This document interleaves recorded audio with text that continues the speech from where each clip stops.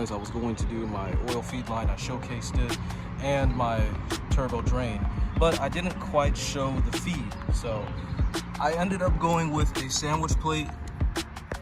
So you can't really see it, but it just screws on top. And that's where you screw the oil filter. And I blocked off 3 of the caps, so then I just screwed in my my feed line right there. And I don't have it connected yet because I don't have a syringe, so I'm just using my best to put some oil in the turbo, just get all lubricated. And as for the intercooler piping, I don't know why that's there. As for the intercooler piping, I bought this intercooler piping off of eBay for about $100, and I thought it wasn't going to be enough to, you know, clear the whole entire routing system that I was trying to make custom. But after fiddling with some couplers and different shapes of pipes here and there, I actually got it to work. I have 2 clamps right there. I have 2 metal straight pipes here, and I think I want to put a zip tie to hold it up more. And it's pretty low. It's kind of on the ground, so if I hit a speed bump, I don't want this thing flying everywhere. So I might have to delete this windshield reservoir box, whatever it's called. I think it's just called a reservoir, to be honest. So now that we got the motor filled up with 10W30 VR1 race oil and another quart of 5W30 Mobile One oil, which will make it 5.5 quarts because I think that's the max that this engine can take. We got the catch can set up, and I definitely see why people remove the batteries on the GS and the ISs, because this is really the general area where you would want to place your catch can. And some people place it here, some people actually place it here, which is kind of bizarre.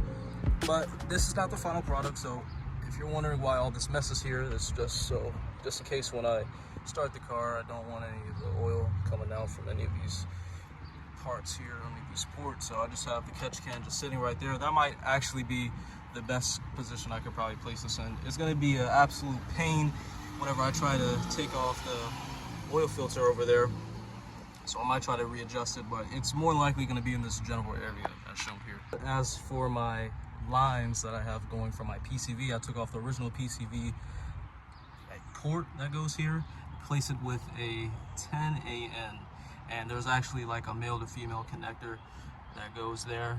I think it's a 4AN or 6AN to 10AN, and I have this like breather part.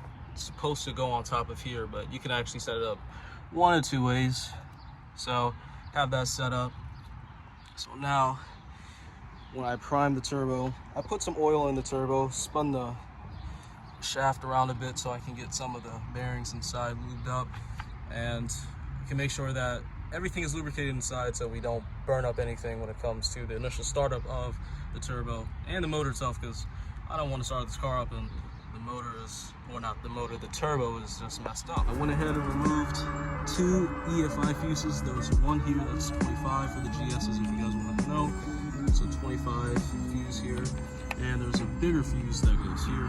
I just remove both of them just so I can make sure that the car does not start in any kind of way.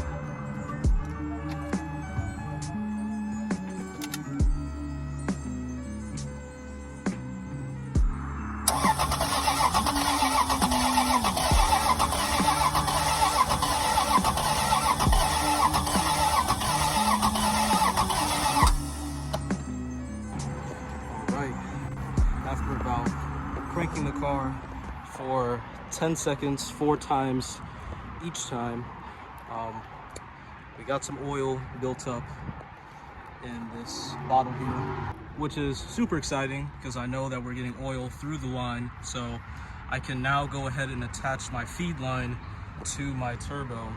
But I changed the bottle off camera, and you probably noticed that I changed the battery as well, because the other battery, I guess I just drained it because I had the terminals connected for so long. Because man, this car hasn't started, at least gotten any sort of power in the ignition in about 4 weeks, 3 to 4 weeks now. So I just took this battery from my SC and it's good. So we got oil pressure built up in the line, so I can go ahead and attach that to the turbo, and we could be ready for our first start, which is pretty exciting.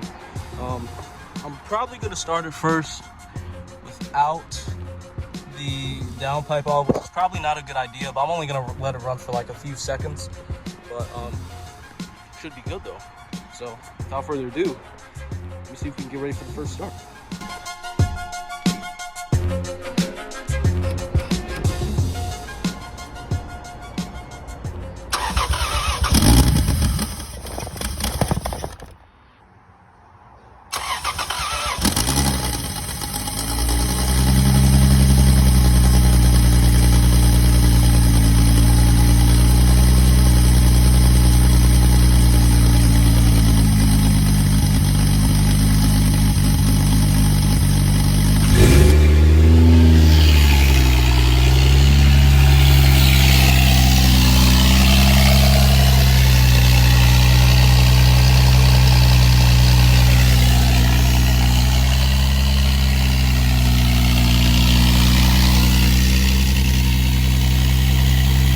Well, I'm glad to say that my work for the past entire month has been worth it.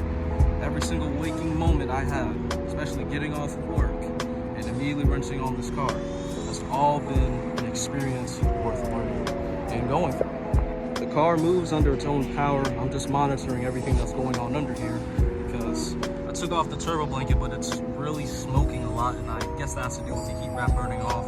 I just want to make sure that there's no sort of oil leaking from this line here, and I feel like I have to wait to get a different line because I want to get one that can just go under this like cam cover here, and I got to get one of these again because I don't know what I was doing, but whenever I installed the turbo the other day, I think I lost this piece, and I've been looking all over for it, so I might just have to order that online too and route it to my wastegate and the vacuum line.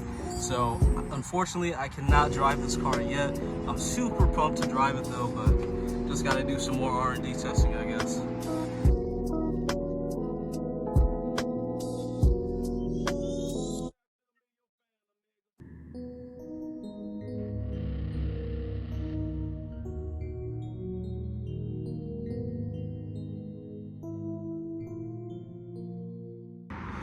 Well, how the hell do we end up here? Well, let me explain. So I started up the car earlier this morning. Just wanted to let it idle and let some of the oils burn off, especially let some of the heat wrap burn off because it's new, and that's usually the normal thing for heat wrap to do, is just dissipate the heat off of whatever you applied it to. So it caught on fire. I was able to put it out, and unfortunately, I think this is my throttle position sensor, and some of this stuff got burned up, man. It sucks, but at least I was able to put it out. I was gonna take off the entire manifold, but I'm not. I just took off just the turbo and the downpipe, and I just wanted to clean up some of the oil because I think whenever I started it up off camera another day, just to let it idle for a bit, the oil line fell off from the top of the turbo port. So I just immediately turned the car off, and I had to clean up everything else, and I thought I got everything, but apparently I didn't, because when I started up the car, it caught on fire just a little bit, and I was able to put it out with some water, thankfully. So now just gonna try to clean all this up, and yeah, next time you see this is everything's hooked back up.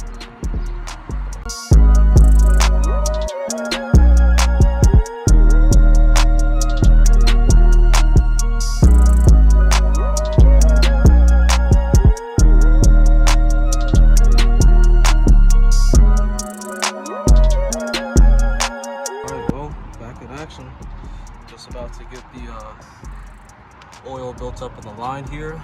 I made sure not a single drop of oil or any other solvents got on the turbo housing, or especially around the manifold here, because I don't want this to happen again, but worse. So without further ado, have the EFI fuse right there. Let's try to prime this oil feed line and give it another crank.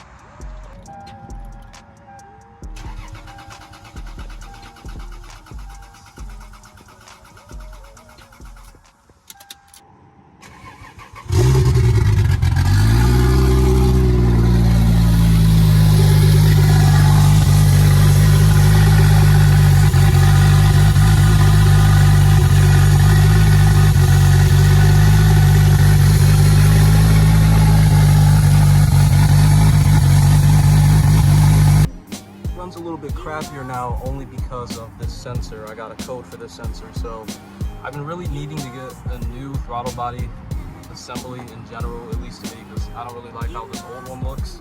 So I might have to wait to get a new one. But after that, this thing should be set for hopefully the first drive. And put this thing back together in the span of a day.